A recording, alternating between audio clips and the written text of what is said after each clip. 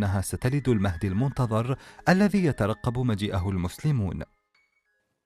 كنت كنت في هذوك كنت نقرا في القرآن، من بعد صليت ورقدت. كي رقدت باسكو يقول لك الرؤيا الحقيقية كي تنوض وتلقى روحك في الفجر، هذيك هي الرؤيا الحقيقية. في المنام جا بابا هكا لابس واحد المونطو، قال لي يا بنتي انتي راح تجيبي الإمام المهدي.